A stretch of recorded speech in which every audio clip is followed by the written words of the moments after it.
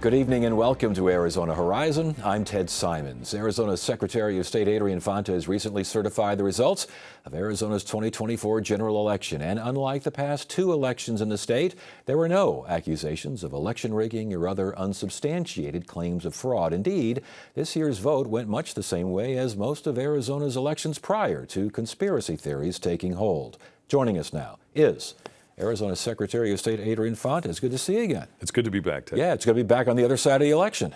Yes, very much so. As a matter of fact, just this morning, the 11 electors from Arizona cast their ballots, and we've transmitted all of that off to the appropriate authorities in Washington, D.C. All right, no trouble, no fooling around here, no what's the... Well, look, we had usual minor hiccups here and there, but at the end of the day, this was probably one of the best, smoothest elections that we've seen in Arizona in a long time. Bereft of controversy. But I do want to give a great shout out to a lot of the folks who at the local level ran these elections. And one of the things I think that was one of the greatest achievements was the fact that we didn't have any disruptions, significant disruptions on election day, even though we suffered over 12 bomb threats, either at polling places or in election offices. But it was the training that my office and all those elections officials worked through to be in contact with and know how to deal with these things quickly so that we had those minimal disruptions. We dealt with it, and now here we are. Were they concentrated in any particular areas? There was one county that had more than the others, and it was one of our smaller counties, which caught us a little bit off guard. But, you know, those folks out there in the local governments and those local elections officials, the folks that they train, the law enforcement agents, all of the agencies, and all the communication that we worked up towards getting prepared for those types of disruptions really came out to produce an election that didn't have many disruptions. So we're pretty satisfied with the work that was done out there in our counties. Last point on this, are investigations into those threats ongoing? What do we know about these things? Those investigations, as I understand it, are ongoing. I don't know what the result is going to be. We leave that in the hands of the folks at the federal level. This was a federal election, and so generally speaking, those fall under their jurisdiction. All right, you've been quoted as saying, I think the age of election denialism is, for all intents and purposes, dead. Really think so? Yeah, absolutely. And I know some folks disagree with me on this, but look, what we did was the same thing essentially we did in 2022 and the same thing we did in 2020 and before.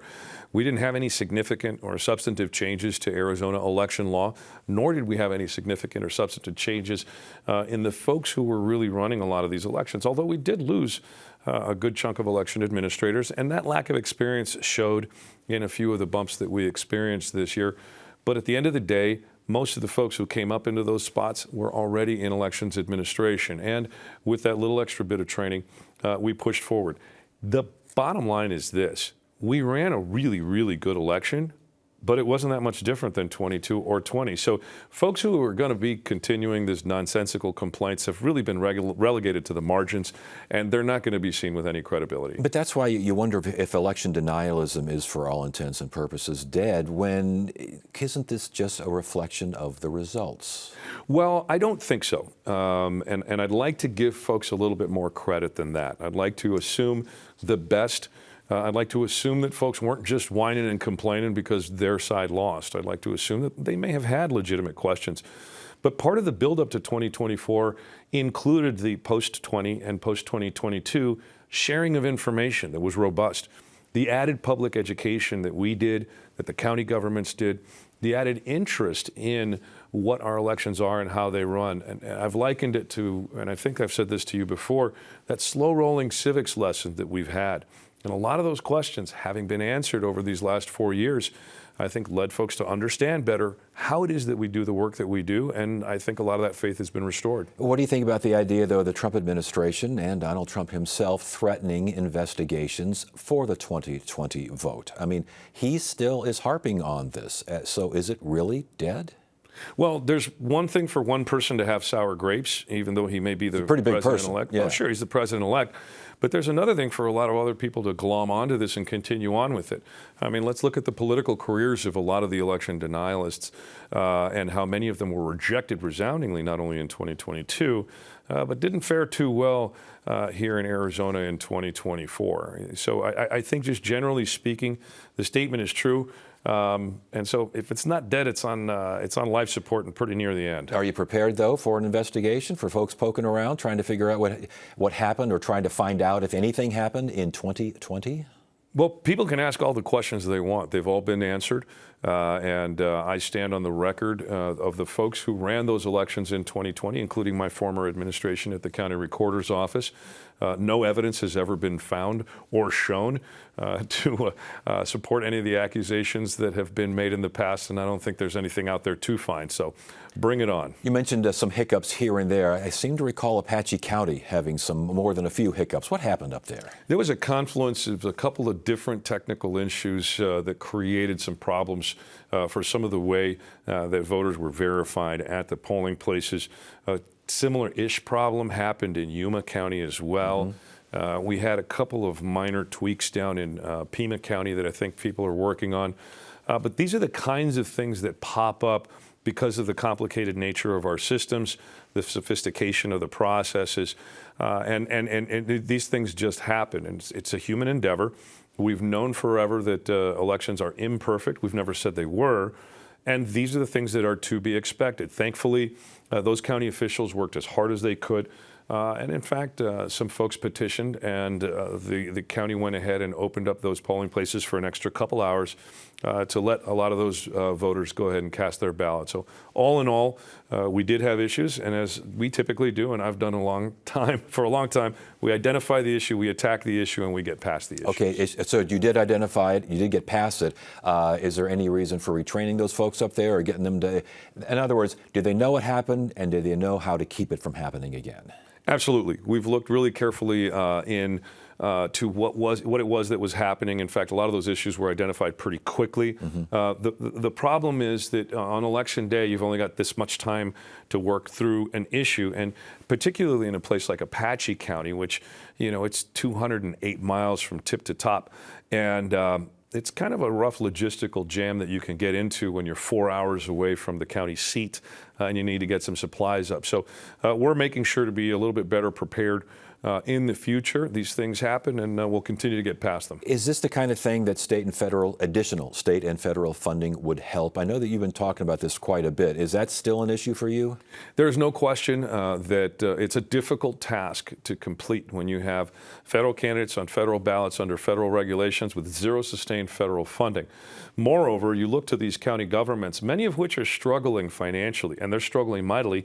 And in a presidential election year, for example, they've got to run their presidential preference election without full reimbursement, I should say, right, from the state government. In fact, that money only covers about half of the activity that they've got to do, and yet they are forced by law to do this. So you've got significant unfunded mandates, and a lot of these folks really need that help. So I will continue to advocate for the counties, to the state government and the federal government to get them the funding they need. As far as the two-card ballot, that is a monster ballot. I mean, that's like a Russian novel, what we went through here. Yeah. Did that pose significant problems anywhere or just delays? Here's the interesting thing about it. Let's take Maricopa County, for example. Maricopa County processed more than twice as many pieces of paper than they've ever processed in the past, and they did it in a little bit less time than they typically did. They did an amazing job. But as you well know, the tail is waggling the dog out there in the political sphere, in the media sphere, and everybody's panicking because Arizona's taken so long to post their results. And what I've said the whole time is this: I'm happy to work with folks to improve our systems, get the resources out there they need, but that should not come at the cost of access for voters. And the two proposals that I know of do constrict access that voters have. And so we're going to have to talk with all the stakeholders and figure out a way to keep the voters from suffering just because a couple of pundits want faster results. Let's talk about one of those proposals, and the one that seems to be getting the highest profile and may have the best chance of getting through, and that is the idea of cutting off the drop-off ballots, the early drop-offs. Yep. Can't do it anymore on the day of unless you want to stand in line and do a whole sorts of...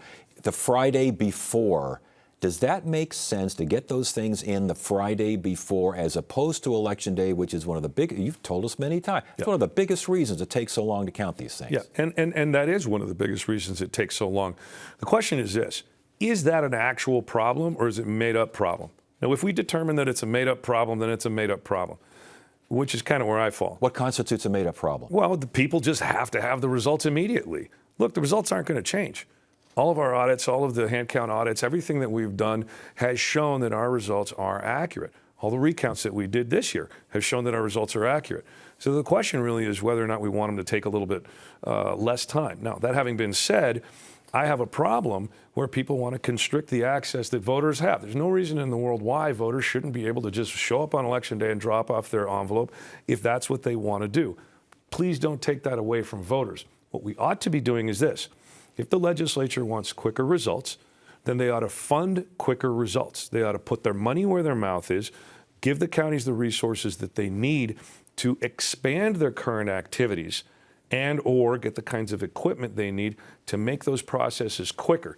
That's the way to do it, and everybody wins in that sort of scenario. We just need to figure out if these folks are willing to pay for what they're asking for instead of have the voters suffer less access. And they would probably respond, I would imagine, by saying, that's all fine and dandy. Make it Friday. It's an early ballot. Get it in early. Well, it's only an early ballot because that's what we call it.